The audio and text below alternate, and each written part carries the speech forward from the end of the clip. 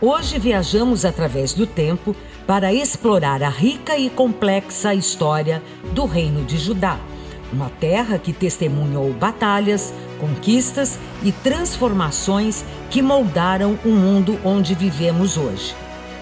Judá, filho de Jacó, foi o fundador da tribo de Judá, uma das maiores tribos de Israel e, indiretamente, do Reino de Judá, que tem suas origens no século X a.C., desempenhando um papel central na história de Israel.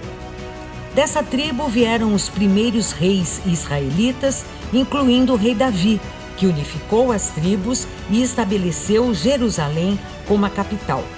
Davi é uma figura fundamental nas tradições judaica e cristã, e sua linhagem é considerada sagrada, com profecias indicando que o Messias viria da casa de Davi.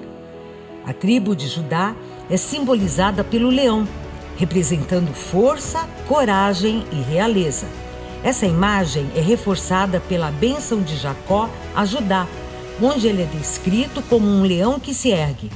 Ao longo dos séculos, o reino de Judá teve grande influência na preservação e disseminação da cultura judaica, principalmente após a construção do templo em Jerusalém, que se tornou o centro espiritual do judaísmo.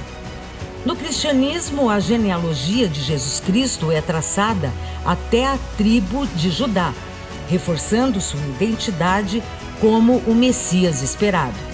Esse vínculo fortalece a importância da tribo, tanto na tradição judaica quanto na cristã. Até os dias de hoje, a tribo de Judá é lembrada em orações, celebrações e tradições religiosas, simbolizando fé, perseverança e a esperança de redenção. Para muitas comunidades judaicas e cristãs, especialmente as de tradição messiânica, Judá continua sendo um elo essencial com a esperança espiritual compartilhada. O reino de Judá enfrentou diversas guerras e desafios ao longo de sua existência, especialmente contra os assírios e babilônios. Entre as principais batalhas, destaca-se a invasão assíria de 701 a.C., quando o rei Senaqueribe invadiu Judá durante o reinado de Ezequias. A batalha principal foi o cerco de Jerusalém, onde os assírios, um dos povos mais poderosos da Mesopotâmia, conquistaram várias cidades, mas não conseguiram tomar a capital. Apesar do reino de Judá ter sido enfraquecido e forçado a pagar tributo, a cidade sobreviveu à invasão, possivelmente devido a uma praga que atingiu o exército assírio, segundo relatos bíblicos. Outra batalha significativa foi a invasão babilônica, que resultou na queda de Jerusalém em 586 a.C. O rei Nabucodonosor II conquistou Judá após revoltas contra o domínio babilônico. O cerco de Jerusalém de 589 a 586 a.C. levou à destruição do Templo de Salomão e à captura da cidade. As consequências foram devastadoras. Grande parte da elite judaica foi levada para a Babilônia no chamado exílio babilônico. E o reino de Judá deixou de existir como entidade independente. Esse período marcou o início de uma profunda reorganização cultural e religiosa entre os judeus. Esses eventos moldaram significativamente a identidade judaica, levando à codificação das Escrituras e ao fortalecimento da fé diante das adversidades. O impacto dessas batalhas foi determinante para a história do povo judeu, influenciando suas tradições e crenças ao longo dos séculos. A última fase da história de Israel no Antigo Testamento foi marcada pelo domínio romano. Antes disso, entre 167 e 63 a.C., os israelitas tiveram um período de relativa autonomia sob os macabeus, que eram integrantes de um exército rebelde judeu que assumiu o controle de partes da terra de Israel. destacando-se Jonatas e João Hircano, que expandiram o território. No entanto, em 63 a.C., o general romano Pompeu invadiu Jerusalém, iniciando a dominação romana que perduraria até o século II d.C. Durante esse período, diversos governantes assumiram o controle. Após Pompeu, vieram Júlio César, de 48 a 44 a.C., e Marco Antônio, de 41 a 30 a.C., que nomeou Herodes, governador da Galileia e da Pérea.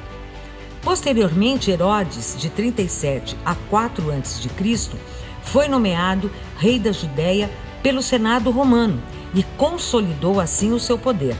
Seu governo foi marcado pela repressão e pelo fortalecimento da influência romana. Ele nomeou sumos sacerdotes conforme seus interesses e implementou pesados impostos sobre a população. Apesar de sua tirania, Herodes foi um grande construtor. Em Jerusalém, ele ergueu seu palácio, a Torre Antônia, e reconstruiu o Templo de Zorobabel, o penúltimo rei de Judá em Jerusalém. Além disso, construiu a fortaleza de Massada, seu próprio mausoléu e a cidade de Cesareia Marítima, em homenagem ao imperador César. Seu legado como governante foi controverso, sendo lembrado tanto pela opressão quanto por suas construções monumentais. Durante o domínio romano, o Antigo Testamento foi finalizado. O último livro, Sabedoria, foi escrito por volta de 30 a.C., em Alexandria, refletindo influências gregas e abordando temas como justiça, filosofia e fé. A obra tinha como principais destinatários os governantes, para que governassem com justiça, os sábios gregos, para que conhecessem a sabedoria judaica, e os jovens judeus, para que mantivessem sua fé e tradições. Jerusalém, cidade sagrada para judeus, cristãos e muçulmanos, foi conquistada pelos exércitos da Primeira Cruzada no final do século XI.